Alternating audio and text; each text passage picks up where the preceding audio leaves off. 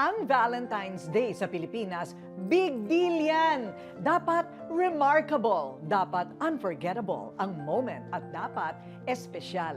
Kaya ang tanong, may perfect spot na ba kayo para i-celebrate ang araw ng mga puso kasama ng inyong date? Kung wala pa, nako, eto na ang mga rekomendado naming pasyalan at kainan para sa you and me time ninyo. Let's fall in love at kiligin ang sabay-sabay sa mga love spots ngayong Love Month. Ang mga Pilipino ang isa sa pinakaromantikong tao sa buong mundo. Bigay todo kung magpakita at magbigay ng pagmamahal sa mga taong kanilang napupusuan.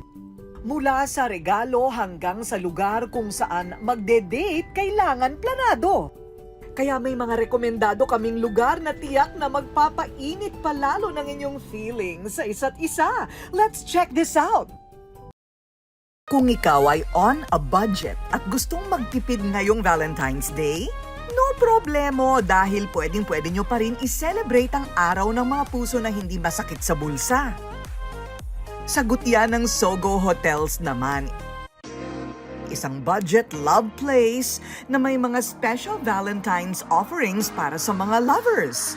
Kaya mga daddy at mommy dyan, relax lang at planuhin na ang inyong Valentine's date. Treat nyo na ito sa sarili at mag-you and me time naman muna kayo.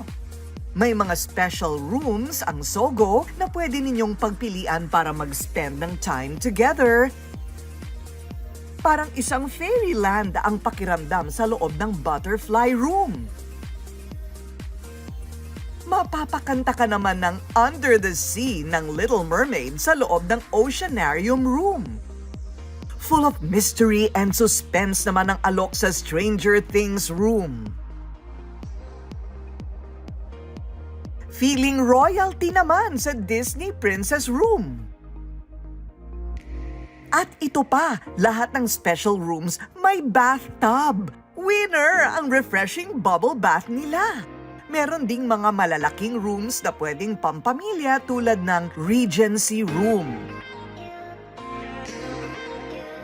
Deluxe Room, Executive Room, at may Valentine's treat din na naka-ready para sa inyo. Mga all-time favorite Pinoy food. Budget but quality, yan naman ang pangako nila sa kanilang mga kliyente. Ang Valentine's Day ay isa lang araw na inilalaan para i-celebrate ang pagmamahal. Kaya kahit ipagdiwang man ito ng simple o bongga, budgeted man o sobrang mahal, ang mahalaga quality time.